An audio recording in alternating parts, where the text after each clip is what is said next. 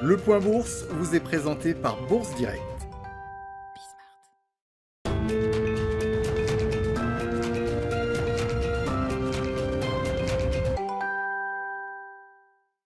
La tendance est toujours en légère hausse à la Bourse de Paris à la mi-journée, un marché toujours tiraillé entre d'un côté les signes de la solidité de la reprise économique avec notamment les indices PMI dans le secteur manufacturier en zone euro publiés hier et de l'autre les craintes inflationnistes aux États-Unis notamment, des craintes inflationnistes alimentées, on le rappelle, par la publication de l'indice des prix à la consommation PCE Core vendredi dernier qui affiche sa plus forte progression depuis 2018.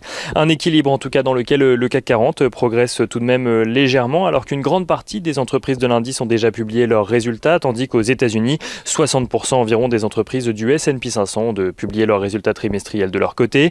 À noter d'ailleurs que nous suivrons aujourd'hui ceux de AXA en France, mais après la clôture du marché parisien, ainsi que ceux de Pfizer aux États-Unis. En attendant, les investisseurs découvriront également quelques statistiques américaines cet après-midi, à savoir la balance commerciale au mois de mars, mais également les commandes industrielles pour le mois de mars également. Côté statistiques d'ailleurs, on note que l'indice PMI dans le secteur manufacturier au Royaume-Uni continue sa progression au mois d'avril et passe de 58,9 points au mois de mars à 60,9 points au mois d'avril, signant ainsi sa plus forte hausse depuis les années 94.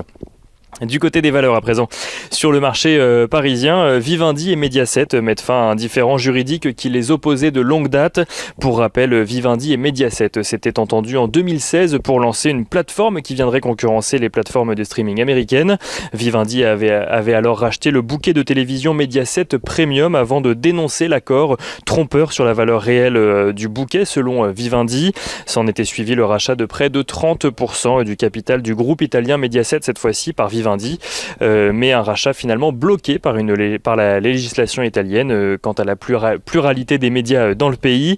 Vivendi s'est donc engagé à céder les 2/3 de sa participation de 28,8% exactement au capital de Mediaset dans les 5 ans à venir, mais Vivendi a également accepté de soutenir la stratégie européenne poursuivie par le groupe italien.